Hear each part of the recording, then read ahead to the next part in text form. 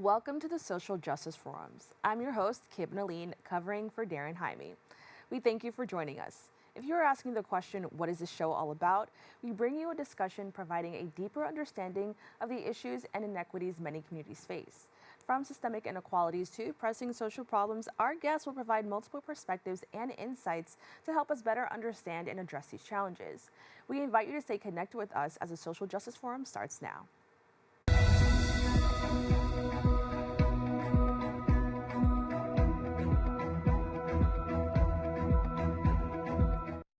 Welcome back. Our next guest embarked on an extraordinary path during the COVID-19 pandemic. After losing his job and grappling with isolation from loved ones, he embarked on a profound journey of self-discovery. Through the mantra, "I am designed to conquer," he found the strength to reignite his confidence and purpose. Joining us now is the founder of Design to Conquer and Adobe certified visual artist, Steinberg. Thank you so much for joining me. Thank you for having me. Now, could you share how Design to Conquer came into existence during the COVID-19 pandemic and how it empowers entrepreneurs, particularly those from underrepresented backgrounds? Well, once COVID happened, everybody was enthralled and things were chaotic. We were unsure of who to be around, how far we needed to social distance and things like that. And it hit me pretty hard. Being a very outwardly and energetic and extroverted person, having to be confined into a small room, my bedroom, for lack of a better word, it caused me to have a lot of internal compromising thoughts. I didn't know what to do, who to reach out to, and it led down this unpleasant road for me until I really had to sit back and recount all of the things that I accomplished with my creativity. And as mentioned, the affirmation, the phrase, "I am designed to conquer," became something that was impactful to me on a daily basis. So whenever I had those intrusive thoughts and those kind of ideas that led me astray, I would remind myself, I am designed to conquer. I spent a lot of time developing my craft as a visual artist, and I would spend time drawing or creating illustrations that kind of got me out of that slump. And I took the initiative to go about getting my LLC in order to start a creative agency that would focus on multiple pillars, one of them being social justice reasons to give back to the youth. I started different initiatives and reached out to community organizations to try and make an impact through my talents, as well as helping other individuals who were interested in, exploring their own creativity through whatever industry or platform that they themselves were interested in. So I spent a lot of time, relearning who I was and developing a stronger connection with myself so that I can then present myself in situations like this as a more positive and active member, not only to my community, but to the people that I felt more connected with in regards to helping them share their story. Now, what guiding principles inform Design to Conquer's approach to crafting visually stunning and strategically impactful designs? Well, that comes from the idea that people can tend to wear multiple hats as entrepreneurs or small business owners, right? So people may struggle with feeling like they can afford to spend money on another niche. So they themselves try to put on that hat. And so one of the things I try to work with potential clients or existing clients is coming up with that unique story. And storytelling is important because that's how people gravitate towards your business or your service. They get to know you on a more personal level, which then allows for them to feel more confident in doing business with you. So a lot of the times I spend, talking, being as active as possible, giving my clients or people in general as much information as possible to help them develop their brand stories, which will allow for them to attract those people that they want, as well as give them the confidence that's necessary to present themselves in situations to help them further grow their personal brand as well as their business endeavors. Now, you mentioned confidence, and I think with a name like Design to Conquer, you definitely need that confidence. How do you try to kind of put that or encourage clients to kind of feel that confidence and kind of move as you did with the idea of I'm designed to conquer?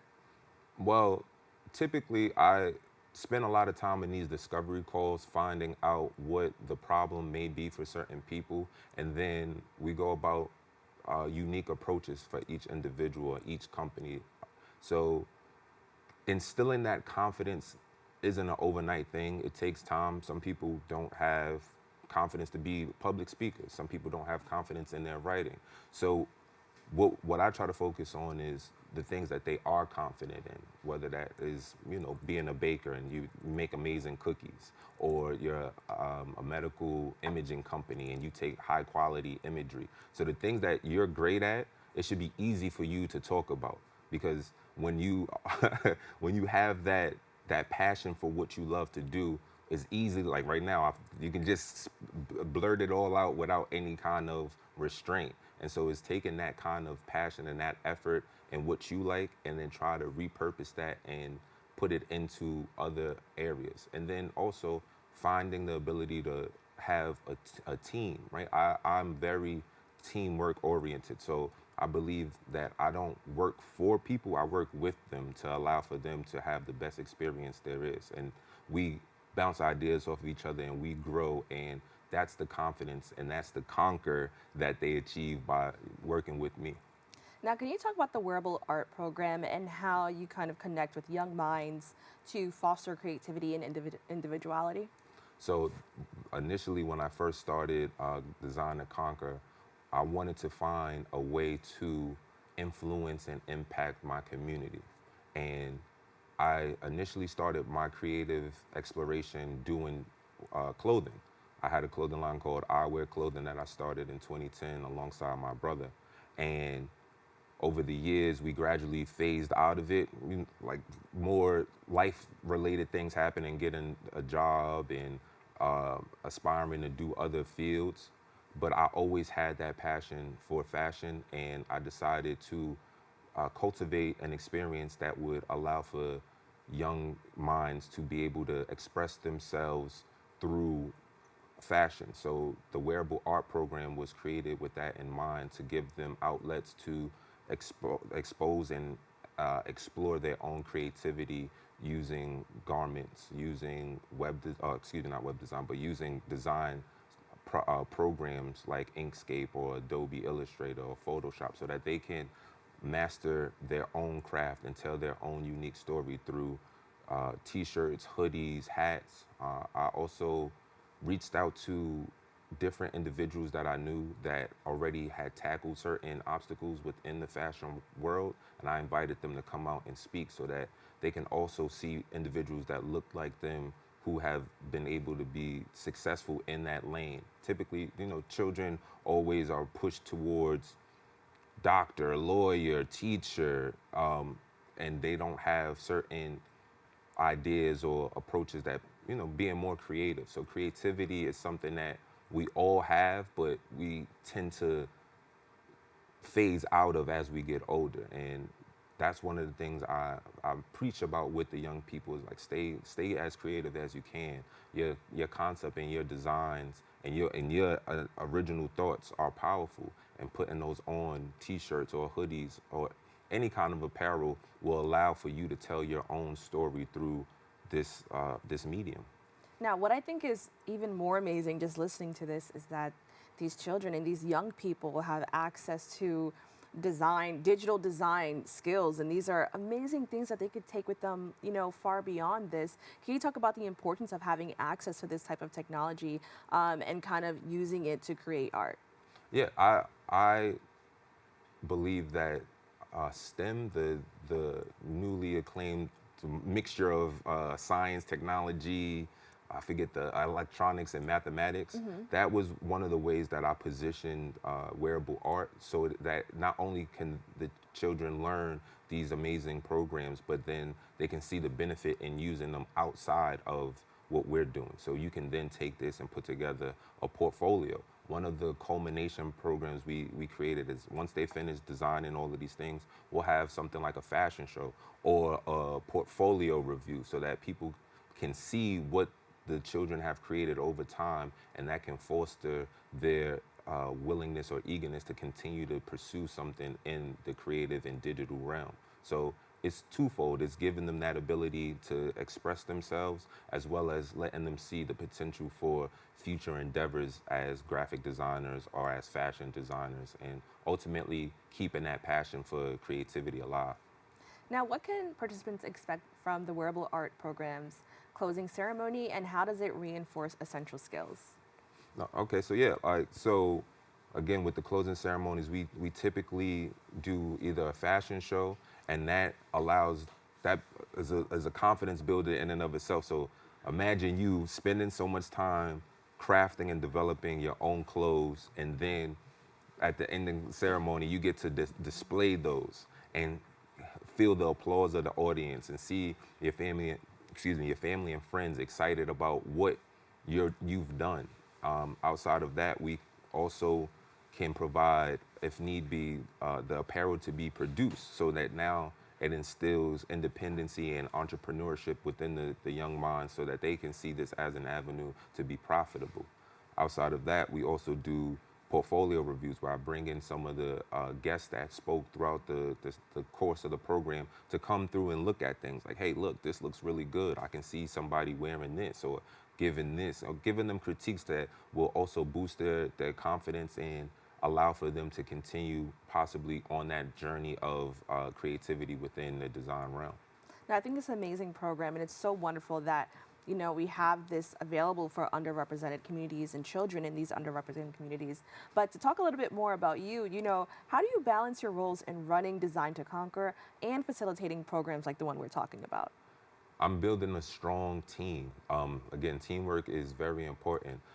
As an entrepreneur and small business owner, I know firsthand how difficult it can be to try and tackle all the things you want to do alone, wearing so many hats. You have to worry about emails, you have to worry about flyers, websites, social media, being able to attend and participate at networking events, or creating a program and then having to show up there before time to be early, stay a little bit later, and then deal with everything else. So the main thing I do is try to foster relationships with like-minded individuals that are as passionate about what I want to do as they would be with what they want to do. So I try to balance my likes and my requests with some things that they may be interested in, and develop a strong relationship and teamwork. So we work together to come up with ideas. I typically try to have at least 1 or 2 meetings per month with my small team so that we know what task needs to be met, what things we need to push back, and how to allocate time. Because to me, time is the most valuable currency that we possess. It's something that's non-transferable. So if you spend too much time on one thing, you'll end up spending less time on something else. Now, what are your aspirations for Design to Conquer, and how do you plan to continue making a positive impact in the design industry and beyond? Ooh, that's a big question. As a creative agency, Design to Conquer's purpose is to tell unique stories with our clients, and I see that continuing to happen, and their success being the proof. So the more people that we're able to work with, and the stronger stories we're able to tell through graphic design, through web design, through social media campaigns and social media development, that will then be the firsthand review. So people will be able to trust us and know that they are in good hands and have a great solid team behind them when it's time to get the ball rolling on a new project, if it's time to do a website relaunch, or if there's a time where you need somebody to document your story, and know that your story will be told in a professional and positive light, and it will also attract the clients that you want. Outside of that, ultimately it's to be able to continue the work that I do in the community even more. So I want to create more incentives that will provide more opportunities to eventually I'll be able to bring on some of the students as interns, or provide them with part-time jobs over the summer, or become more of a mentor and develop a overall presence in different niches that I feel are important and dear to me, so that I can have a stronger impact within my community and beyond. That's amazing. And then we have about 2 minutes left, but I really want to get to it. How can creativity and design play a role in driving social change, especially among younger generations? Ooh, okay. So I think that with social media playing a heavy role in our young generation, it's important to utilize those realms to kind of teach and practice social differences. Like, for example, yesterday was the election. I forget the exact term, but yesterday was an important day. But not a lot of people knew about the presidential elections, right? Like, so, utilizing social media in that way to highlight important times or important factors will then allow for the younger generations to play a stronger role in narrating their own stories and also influencing their peers. Now, how can people learn more about your organization and the initiative that you run? Well, my website is Design to Conquer. It's spelled like how it sounds, design, not the number, but toconquer.com. They can follow me on social media at Design to Conquer LLC, or reach out to me via email at dre@designtoconquer.com. And I'm always interested and willing to help the next entrepreneur succeed. Well, Dre, I want to thank you so much for joining us and having this really inspiring conversation. It's wonderful to see people take something that was kind of maybe a dark moment in their life or something that wasn't the best and turn it into something extremely positive. So thank you so much for joining us and sharing your story. Thank you for having me. I appreciate it. We have to take a quick break. We'll be back right after this.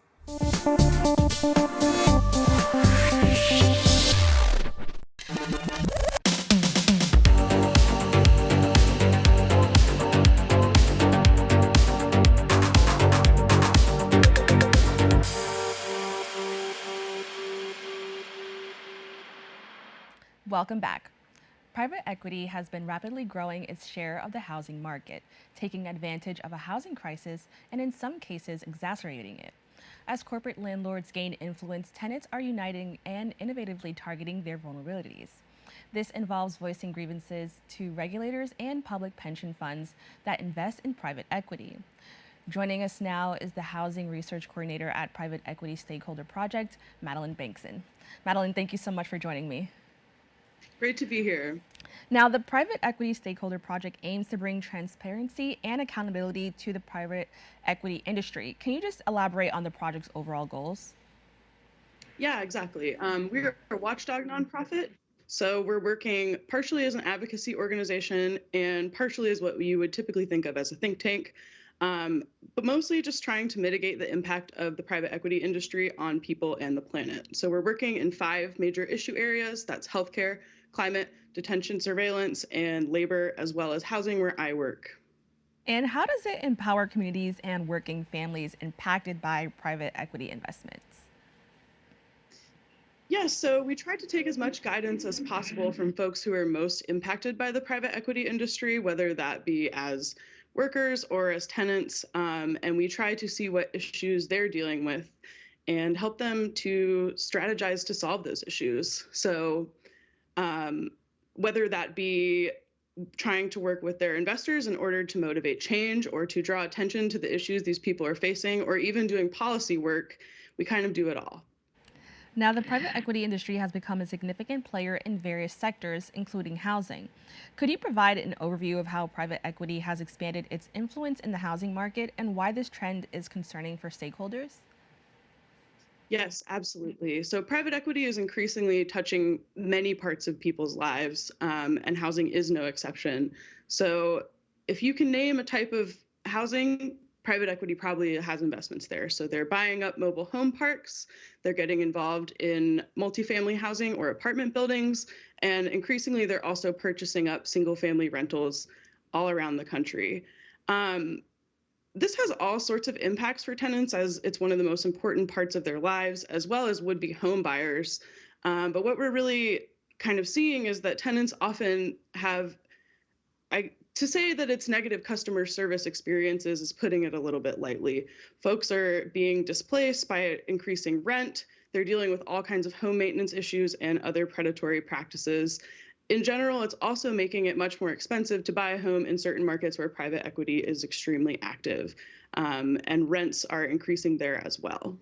Okay, so I want to clarify, this is affecting pretty much everybody, whether you're a homeowner or somebody looking to buy a home, as well as renters? I would say that's correct. Renters are going to be the most impacted, especially low-income renters. But folks who are seeking to buy homes or who are generally just looking at the housing market are impacted as well. Now, the housing market has witnessed significant private equity investment, with large corporate landlords acquiring both, as you mentioned, multifamily and single family homes. How has this trend impacted housing affordability and tenant rights? And does your project work to hold these landlords accountable? Yes, that is the main goal of our work, is to make sure that people are able to understand what's happening with private equity in the housing space, as well as to hold them accountable.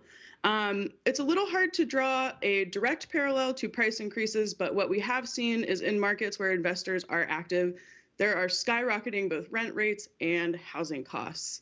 Furthermore, beyond just kind of the price concerns, which obviously are a huge deal for many people, we are seeing that tenant conditions are worsening.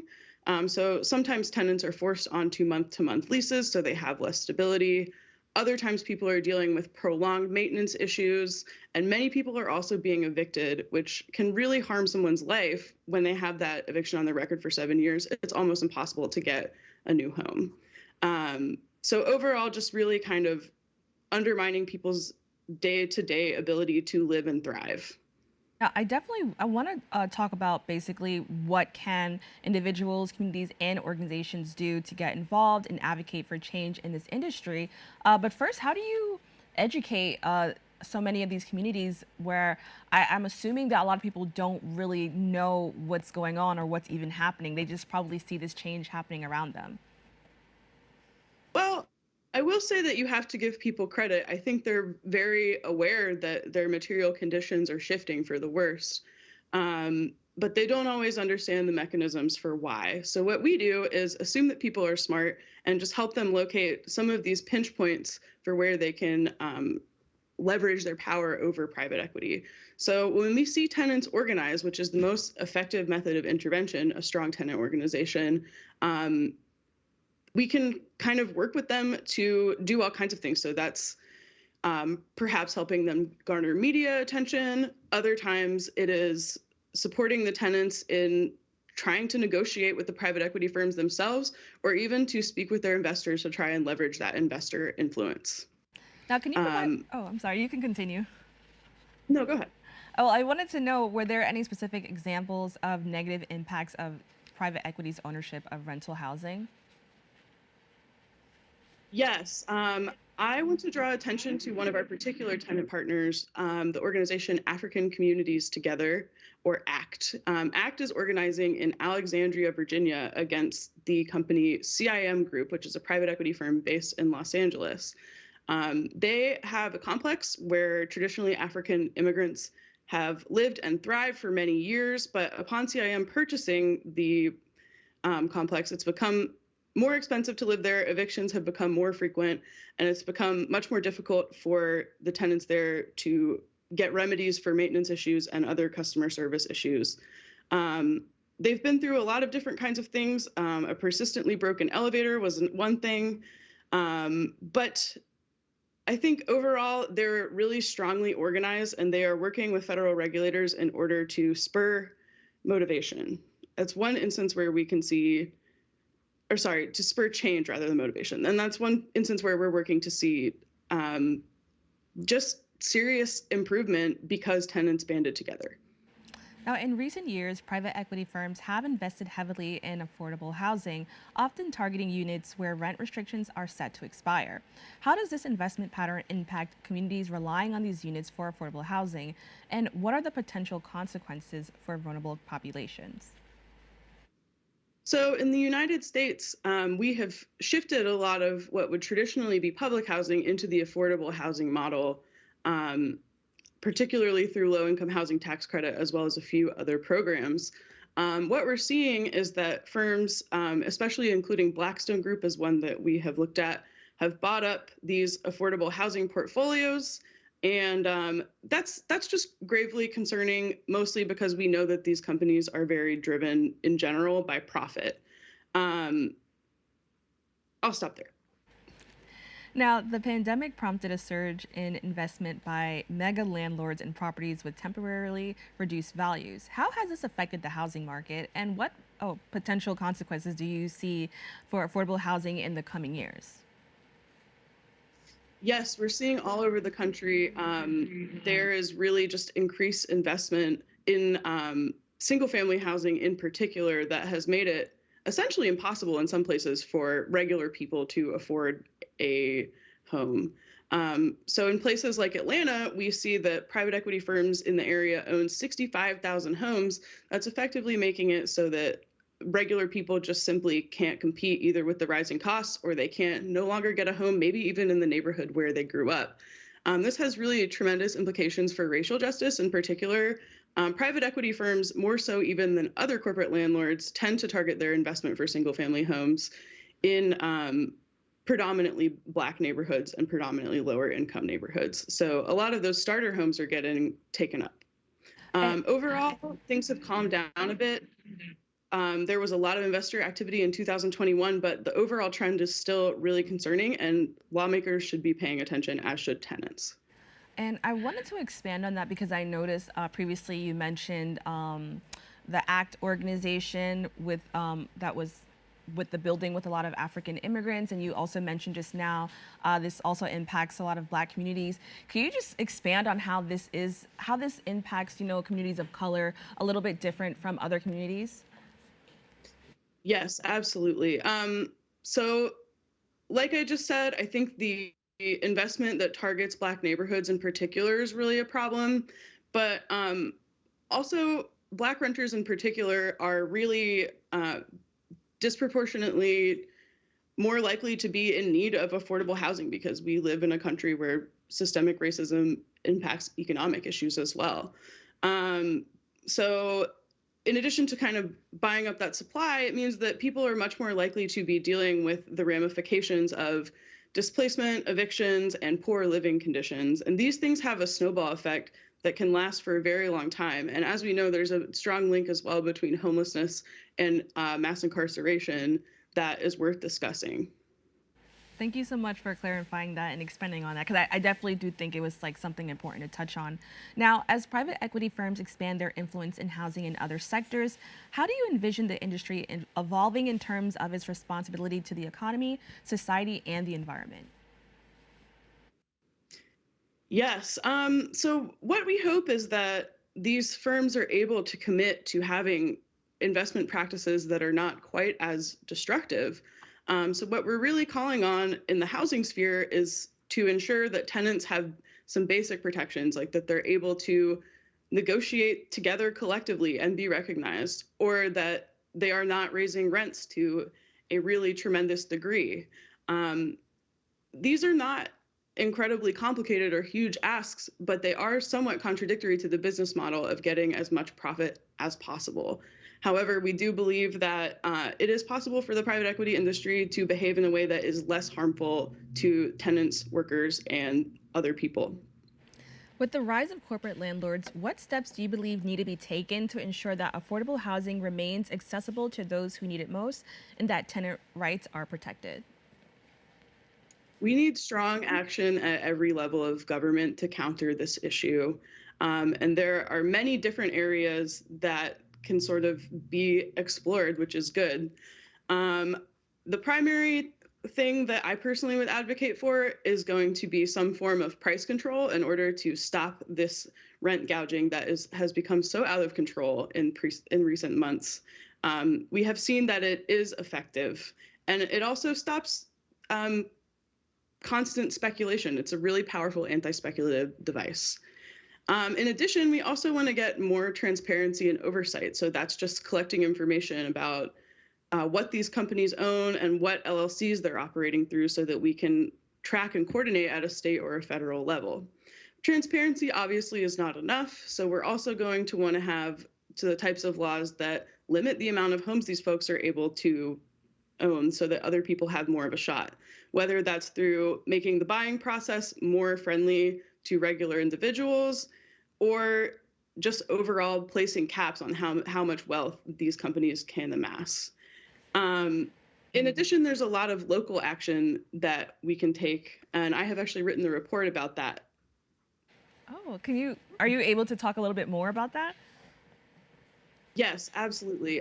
So the best way that we're going to counter private equity is really just to have robust tenant protections, in addition to the sort of price control and like antitrust type work I was just discussing. Having robust tenant protections really make sure that sort of the worst impacts of these extractive practices are not harming people. So one thing that works really well that we've seen is requiring landlords to have licenses and collecting their information in a database. In addition to that, pairing that with some kind of proactive rental inspection to ensure that tenants have a basic quality of housing is gravely important for this moment in time. And what can people do to basically kind of learn more about this and know what resources are available to help them? Yes, the private equity industry is extremely complex and difficult to understand, but the work of our organization is to make that intelligible to people. So you can check out our website, that's pestakeholder.org, where we have kind of plain language blogs breaking down how private equity operates in each of our issue areas. In addition, we also have webinars and popular education materials that are intended to educate community groups if you are so interested. Right, well, Madeline, And thank furthermore, you. oh, sorry, I would just say, Yeah. I would encourage people to work with their local tenants organizations, many of whom are very aware of this issue and are already kind of working to fight it. All right, well, I want to thank you so much for joining us and having this important discussion. Thank you. We have to take a quick break, but we'll be back right after this.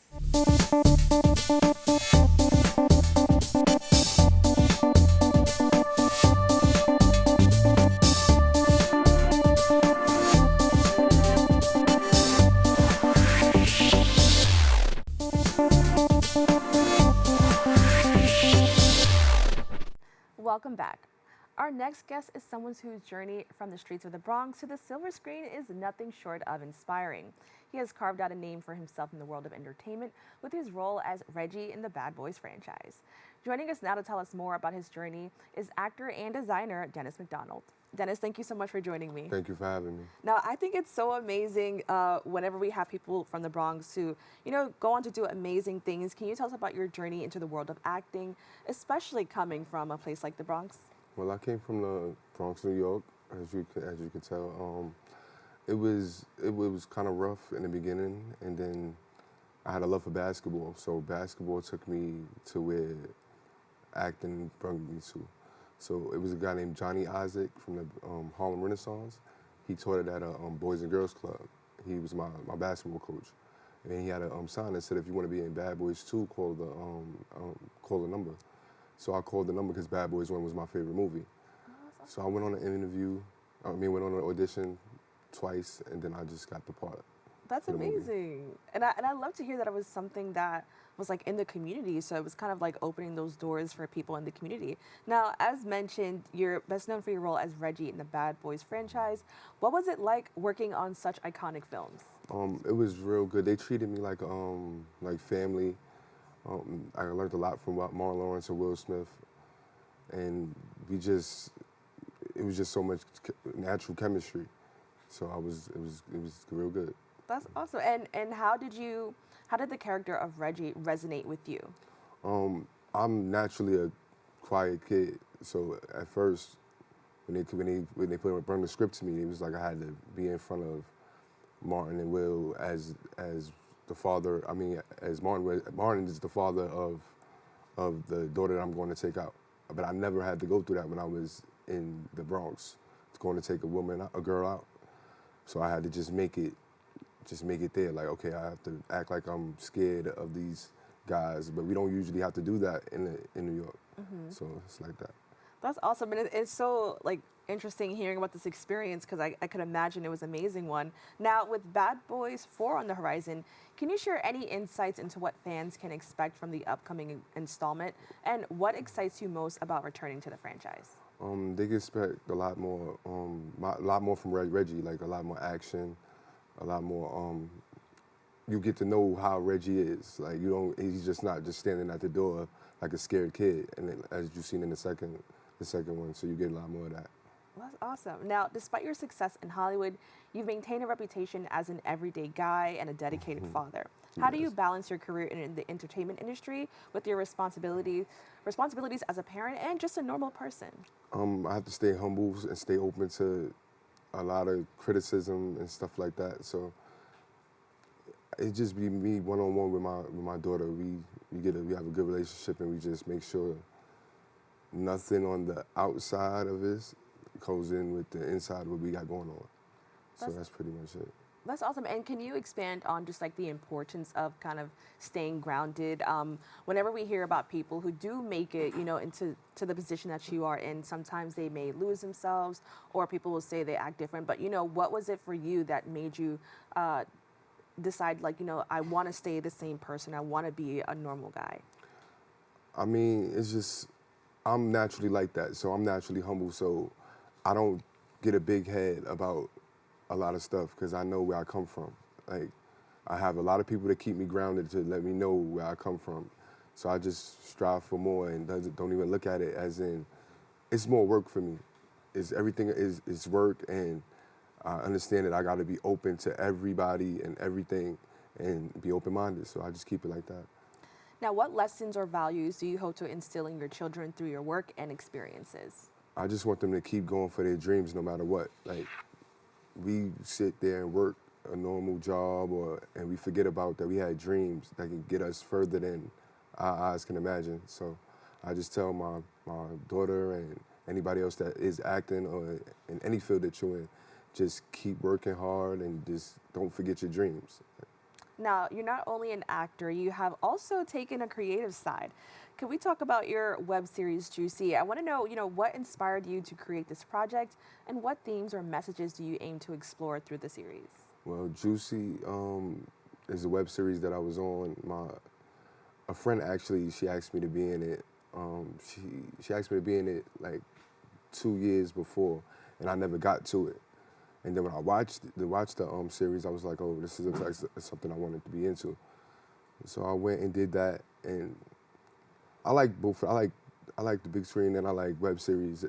Web series gives me a chance to be the other side of me instead of just being Reggie, I guess. And now, can you expand on that? Because I think for a lot of people on the outside, like, we just see acting as like this one thing. But what are the differences of like, being on a web series and then being in a $1 million just iconic franchise? There's really no difference other than like the bigger cameras and that's about it. There's just no difference. Everybody puts in the same hard work and energy into getting the job done. So it's kind of the same. Okay, cool. Now, representation and diversity in the entertainment industry are increasingly important topics. How do you navigate these issues as an actor, particularly as someone from a diverse background? I just try to stay, like I said, as humble as possible and don't let my everyday life that I get into what I got going on. And how do you, being on the screen, how do you hope that your image, inspires other young boys, especially from the Bronx, who aspire to be actors or aspire to do bigger things? Like, what message do you have for them, and how do you hope they feel when they see you on the screen? Well, like I said, I come from a really rough neighborhood, so people that know me and people that don't know me, like, I just want them to know that we're all human beings and we go through the same, where we go through the same things. Like we have to overcome the same things, come outside and deal with the same negative energy and everything. So I just want them to just keep focused and just try to stay out of trouble as best as you can, because we from somewhere where trouble comes faster than anything. So I just want to tell them that, just keep at your dreams, working, keep working hard, and just don't ever stop. Don't ever stop. Now, expanding on that, as someone who hails from the Bronx and has succeeded in Hollywood, how important do you think it is for other actors to maintain a connection to their roots and their community? I think you should definitely stay connected with your community. Your community is definitely going to keep you grounded and let you know like what's going on. Like when the world is too big for you, like I come back to my community to make sure they keep me grounded. They let me know that I have to keep on working. It doesn't stop. I have to keep staying away from these negative places and give back to these these places that have all this negative energy in it. So that's how I stay grounded. And I want to expand on that a little bit more as well, because I know that for a lot of people, when they make it, right, or they succeed in another area, oftentimes the first thought is to leave the community behind. You know, can you talk about that mentality that a lot of people have, and, you know, what are your thoughts on that? Leave your community behind. All right, it's not leaving your community behind. I think when people say that, they just want to leave because they've been in a community where it's nothing really going on. Mm-hmm. So you want to get out of where you lived at. You want to have a better life. But that doesn't mean you have to hate where you came from, because you came from here. Like, this is where it started at. So whether you didn't like it or not, you got up out of it, but you've learned, you have all these jewels and gems and stuff that you learned from a bad place that'll keep you grounded from when you go to, like, when you're going far and far in life. Like, you need to stay grounded to your community. You have to. Right. And for me, I don't know, for everybody else, I can't say, but for me. And I think it's important that you mentioned that there is this way to, you know, of course, you don't want to stay the same. Growth is a part of life, so you want to grow and move on to bigger things. But there is a way to still stay connected with your community without completely abandoning it. So I appreciate you for mentioning that, because I think it's so important. Now, looking ahead, what are your goals and aspirations for your acting career? For my acting career, I'm doing a lot more action. I'm going to do a lot more action. I really want to become an Avenger, and I want to play Kobe Bryant in a movie. Oh, wow. That's amazing. In a documentary. So I'm manifesting that and putting that to work as we speak. And can you tell us a little bit more about that? Because I think that when it comes to like documentaries and biopics, like these are now portraying real people, right? And so it's a little bit different. You know, do you have any aspirations or fears or, you know, just goals in regards to doing that? No, I just want, that's just my biggest goal. Kobe Bryant is one of my favorite basketball players. Bo was one of my favorite basketball players. And to play him in a movie, and now that I got the opportunity to make that happen, I'm going to go full force with that. So that's something that I really going to make happen. That's amazing. And you talked about Kobe Bryant being an inspiration. In the world of acting, are there any other people that you look to for inspiration or that you aspire to be more like when it comes to acting? Will Smith, Martin Lawrence, who else? Denzel, of course. All the greats. Even Michael B. Jordan. I mean, and me. That's awesome. Now, what message would you like to share with our audience, both those who have followed your career since the beginning and those who are just discovering your work? It's been a long journey. It's been a real long journey. For the people that know me, for the people that don't know me, it has been a long journey, and I'm just happy to still be in the position that I'm in, just giving y'all good work.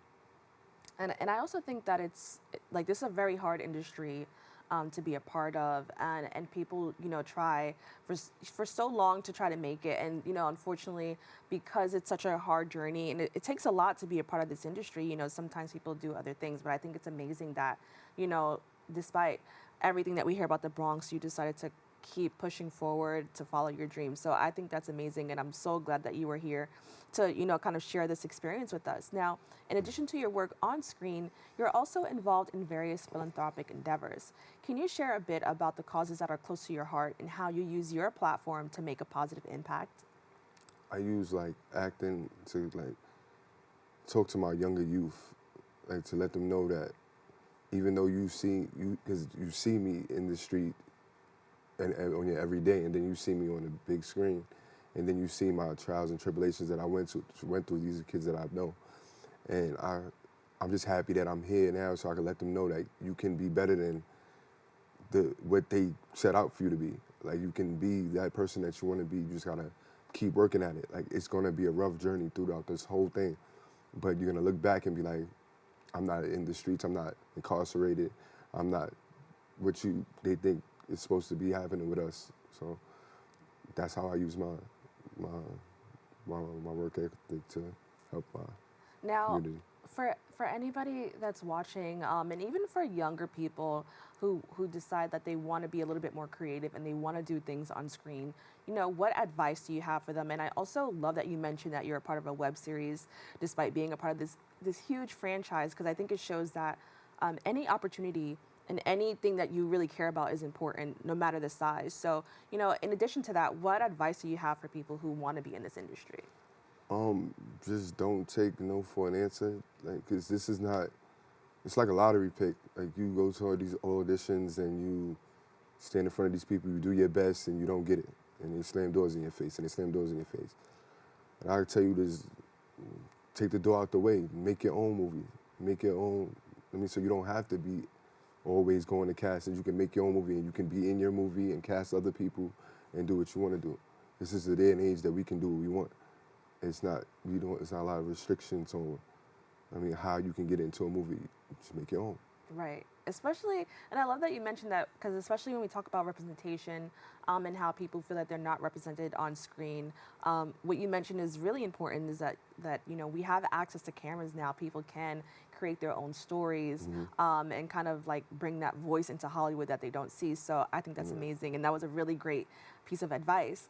Now, can you share with us any upcoming initiatives or causes that you're passionate about or involved in, whether it's in the entertainment industry or just in your own community? I'm passionate. I'm really passionate about the Boys and Girls Club that I came out of. I really want to give back to them, and I go every so often and speak and do little things like that. But I really want to give all the way back with them. So that's what I want to do. And can you tell us a little bit more about the Boys and Girls Club and your experience there? Well, my experience is they kept us out the streets. Like, when all of the wild stuff was going on, we were in the Boys and Girls Club playing basketball, playing pool, swimming, doing all types of different activities. So that just kept us out the club. Kept us out the street. We didn't want to be in the street. Right. But nowadays, like, they don't have a lot of these same things for kids now. Like, they have them, but they don't really have a lot of them. So it causes kids to be in the streets and kids to be incarcerated and stuff like that, because they don't have nowhere to go to have fun. Well, I want to thank you so much for joining us and telling us a little bit about your journey in the entertainment industry, and kind of talking about how often you support the Bronx and how you're proud of where you come from. We really love to hear that. So I want to thank you so much for that. Can you just let everybody know how they can stay updated with you, any social media and things like that? Yes. Okay. My IG is Dennis McDonald, the real Dennis McDonald.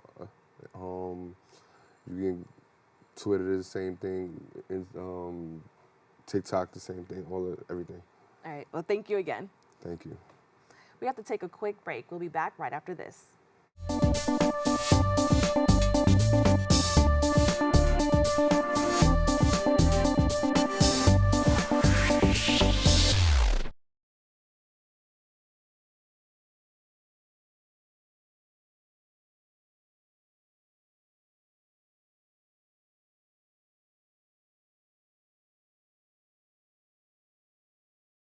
Welcome back. Umbrella Studio stands as a beacon in the industry, offering more than just a space for music creation. It's a hub amplifying the voices of artists, nurturing their talents, and propelling them toward recognition. Here now are the co-founders of Umbrella Studios, Charlie Aviles and Torres. Thank you both so much for joining me. Thank you for having us. Now, can you give us an overview of the services offered at Umbrella Studio and how it facilitates the exposure of artists' voices? So we do production, we do recording. So we more or less like just get the community together, whatever they feel like they want to do, and we help them out with their goals of what to do with music. You know? So we have music programs, we have DJ programs. We do a lot of stuff for the community, and it's like what you want to say, like we provide a little bit of everything. We start from the beginning. We do from the beginning. We bring artists in, start with the music, record it, get to even the videos, get it to the radios, get it to all that, and we also teach in Lions Academy a criteria there that we show how to produce, use the machineries that we use in the studio, and we teach them how to record, and basically that. That's amazing. Now, could you share the story of how you both met and decided to venture into business together? Well, I had an artist, a friend of mine that used to rap, and he was really good. So I had another friend that's a DJ. They introduced me to him one day in the club, and we just started just making music together. Like I was just going for him for services, basically. I was paying him for his services, and then we were just there. He had a lot of people coming into his house. And I was like, yo, like I got a friend that has a garage that he could probably rent us, and we could bring all these people into the garage and we could make money. And from there, that was like what, almost 6 years ago. Yeah. Oh wow, that's awesome. From there, we just like let's start it. That's We just amazing. jump right into it. A lot of trials and tribulations, not between us, but building as it goes. But we still here. Now, what sparked the idea of creating Umbrella Studio? It was really because I had my own thing going on with my management, my artist. He had his own thing going on, and we just wanted to have everything under one. umbrella. So we just umbrella. So we just wanted everything under one umbrella. Cause we do a little bit of everything. So we got a reality show. That's how we music. mentioned it. Actually, we was like, we want everything under one umbrella, and then we was like, yo, why don't we go with umbrella? Oh, that's cool. Now, each partnership brings unique skills to the table. What are the specific talents or strengths that you both feel you contribute to Umbrella Studio?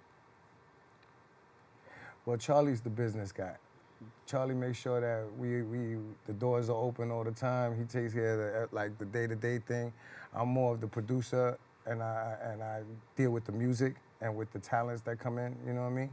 And we kind of leave it like that because it works for us. You know what I mean? Like I do my part, he does his part, and we don't get in each other's way. And it lasted 6 years so far. Exactly. So yeah. So it's like.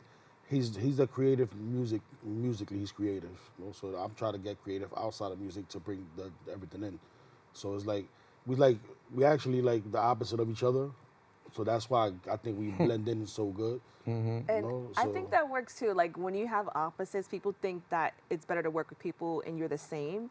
But I think it's showing that sometimes each person will have different qualities that will complement each other. Exactly. Yeah, Why to do I bring want someone who does the same balance, things I do? Right. I need someone who does something else. It's weird like that. It brings balance in a weird way, but it does. And a lot of people see it. Like a lot of people that see him know him for thousands of years and know me like, oh damn, he changed a little bit this way. You changed a little bit this way. But that's because we push each other to try to make each other better. Now, what sets Umbrella Studio apart from other recording studios? We the best. Yeah, we the best, and I also think that I think our studio is more like a homey environment. Like you go there, you feel comfortable. You feel like you're at home. You feel like it's yours. So that's the type of environment we try to dish out. Even though sometimes it comes and gets us in the behind once in a while, because then people feel too entitled, too comfortable. But that's I feel like that's what we have separate from other studios. Like we make when you there and you come there constantly, you feel like you comfortable enough to feel like it's your home and you can do whatever you want.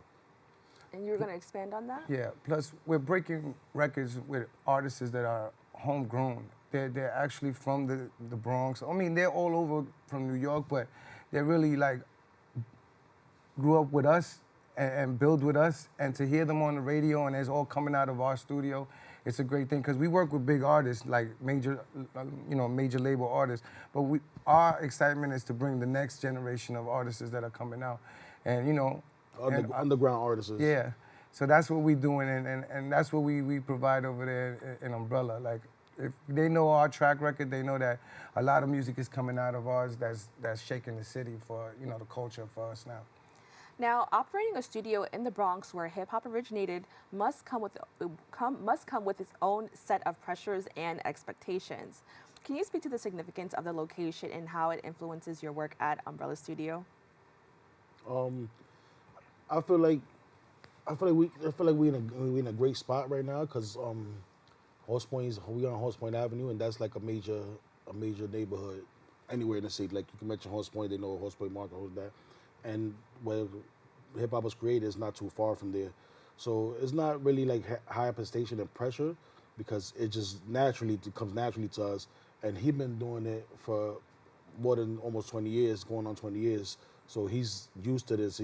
He was signed to Tommy Boy Records. Went on tour Europe. He didn't been under all the pressure and everything like that. So, and I'm cool under pressure. I'm like a diamond. So, pressure's good. My thing is too that coming from where we come from is a stigma, like kids can't come out of there and make better for the whole neighborhood. So the pressure is to show that we are doing that. It's not all about, all these bad things that go around the neighborhoods that we are from, not just Hunts Point or somewhere, anywhere in the Bronx, basically, you know what I mean? And we get a stigma, so we trying to change that, showing that people coming from everywhere, not just only from the Bronx, but they come from everywhere to come see this. And with the show that we have now on Tubi, it's just been blossoming and it's showing another side of what we really about in the Bronx, you know what I mean? Instead of always those bad things you always hear. Now, how do you hope, or how do you envision the Umbrella Studio brand growing within the next 5 years or just possibly just in the future in general? Well, for me, because we have two different visions, but the same vision. I don't know if that makes sense, but my vision is just to have a bigger warehouse. I want like 5,000, 10,000 square feet building and stand to the name Umbrella Studios. So I want that too. That's what I'm saying. So that's what I say. It's the same difference, but different note because his ideas might be different than mine. But we always smash them together. We'll also smash them together and put it. So, 5 years from now, I would love to have 5,000 to 10,000 square buildings, a couple of studios in there, a place where you could record a video, a place where you could do photo shoots, a place where we could print merchandise. So it'll really be a one-stop shop, everything under one umbrella. That's amazing. And then can you expand on maybe, what you would hope to see in the next 5 years? Yeah, I mean, the way that we've been going so far and from where we started. Of course, plaques. Right. From where we started, like, to where we are now, I already see the vision happening, So, yeah, to add on to what he just said, that's the place where I want to see and be able to open up doors for these next generation of people to do what we do because, I see sometimes that when we bring kids in and just the time alone that they spend with us in the studio and all that, it changes their life maybe for that moment or maybe later on in life more, you know what I mean? Because a lot of kids that we bring in keep coming by. So to me, I just hope that we could build something that changes a lot of people's lives and you know what I mean? Well, I want to thank you both so much for joining us and sharing this journey that you've experienced with Umbrella Studio and your passion, with our community here at BronxNet. So thank you so much. Thank you for having us. We've come to the end of our show today. We hope you enjoyed this week's discussion on the Bronx Social Justice Forums. To rewatch this week's edition, you can catch the Cable cast right here at BronxNet's channels. If you want to join the conversation and present your point of view, you can visit our social media at BronxNet TV. Join us next week as we continue to elevate the discussion and bring further awareness across the globe. I'm your host, Kibin. Take care.